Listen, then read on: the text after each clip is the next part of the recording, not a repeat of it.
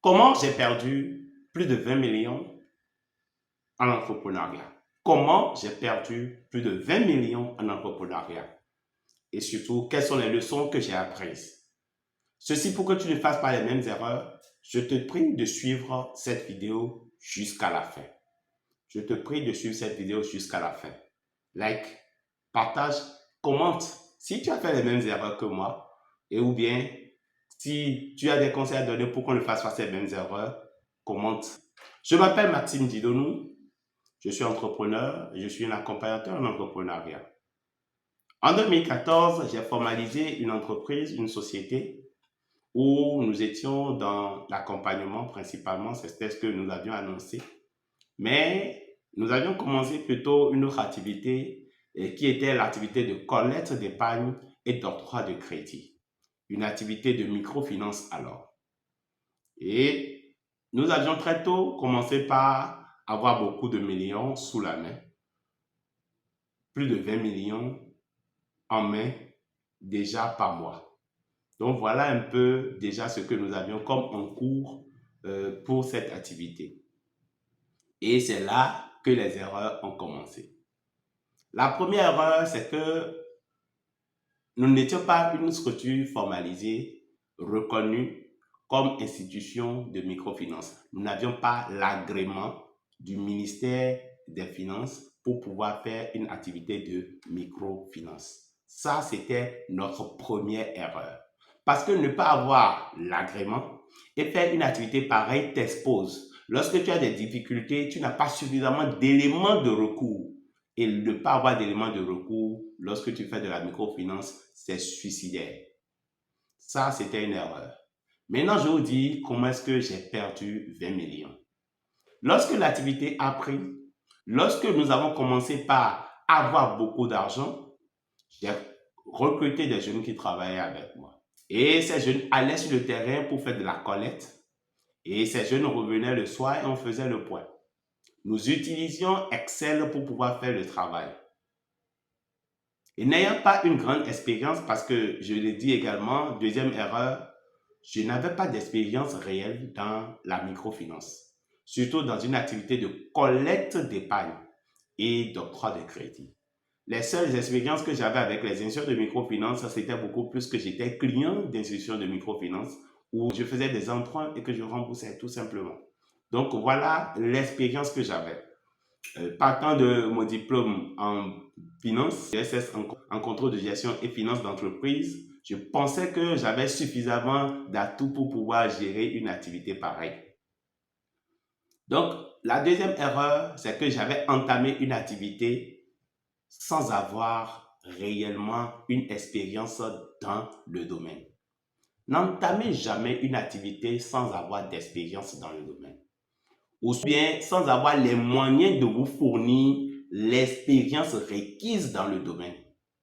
Soit vous avez les moyens et vous avez vous-même l'expérience, ou bien vous avez les moyens d'acheter cette expérience-là auprès des experts qui vont vous suivre.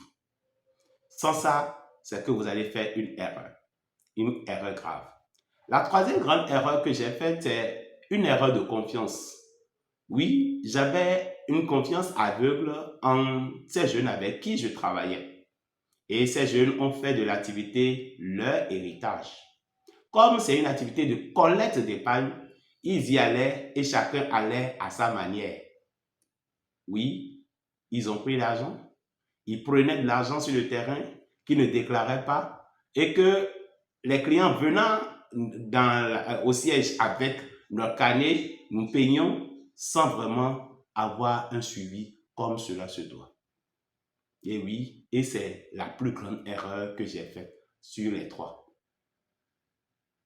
J'avais une confiance aveugle.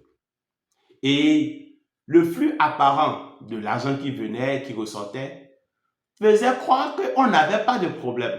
Et je dis vraiment un flux apparent, faisait croire qu'on n'avait pas de problème. Mais il y avait un gros gouffre qui était en train de se créer sous nos pieds et on ne savait pas.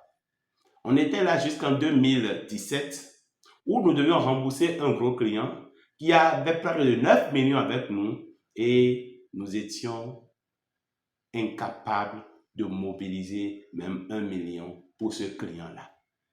Et c'est là où tout a été très difficile. J'ai failli la prison. Il y a d'autres petits clients qui étaient là, à qui on doit ici ça, et qu'on a payé. Mais pour ce client, à qui on devait près de 9 millions, j'ai failli la prison. Et je profite pour dire merci à ma famille. Je profite pour dire merci à mon épouse, qui pendant cette épreuve était là pour moi. Je dis surtout grand merci à Dieu qui m'a permis d'éviter la prison de justesse. Je reviendrai dans une autre vidéo pour vous dire comment est-ce que j'ai pu éviter la prison. Et surtout, vous verrez que la main de Dieu était dans cette situation. Sinon, je serais allé en prison. Mais ma famille était là. Elle a pris l'engagement. Elle m'a accompagné. Et nous avions remboursé ces sous-là. Plus de 20 millions ont été remboursés. Au client principal à qui on devait 9 millions environ, à d'autres à qui on devait 4 millions, ainsi de suite. Les clients ont été payés. Mais ça a donné un coup dur. Un coup dur à ma vie d'entrepreneur. Ça m'a mis KO. Et de 2017 à aujourd'hui, ce n'est qu'en 2014 maintenant que je peux me dire que je suis en train de me relever de ce coup dur. Alors, 3 erreurs à ne pas commettre. 3 erreurs à ne pas commettre. Premièrement, ne fais jamais une activité sans avoir l'expérience requise pour pouvoir conduire l'activité. Ou sans avoir les moyens de t'acheter l'expérience pour pouvoir conduire l'activité. Soit toi-même tu as l'expérience, soit tu as les moyens d'acheter l'expérience auprès des experts. Ça, c'est le premier point. Le second point, ne fais surtout pas une activité financière, une activité de microfinance sans avoir l'agrément. Tous ceux qui l'ont fait ont eu de difficultés, sans exception. Nous sommes au Bénin. Je suis à Parakou, je vous le dis au passage. Et toutes les institutions, tous ceux qui ont fait du Adobe, sans être une institution de microfinance réglementaire, ont eu de problèmes. Sans exception, toutes ont fermé.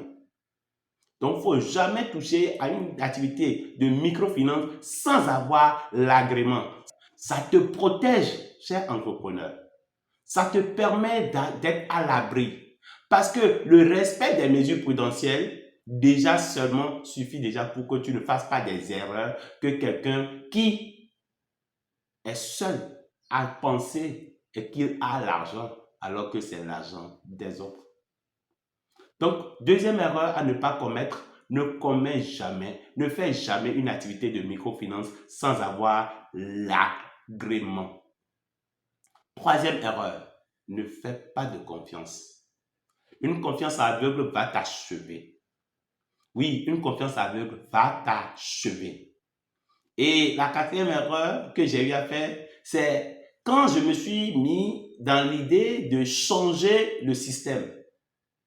Déjà que moi, je ne maîtrisais pas trop, j'ai pris l'initiative de changer mon système de gestion et ça a créé maintenant une fenêtre où tout s'est passé et tout est allé très vite.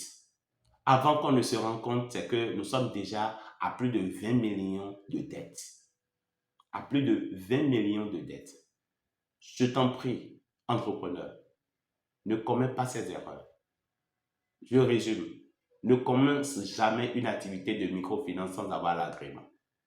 Ne commence jamais une activité sans être au contact de l'activité, sans avoir l'expérience ou bien la possibilité d'acheter l'expérience nécessaire pour gérer l'activité.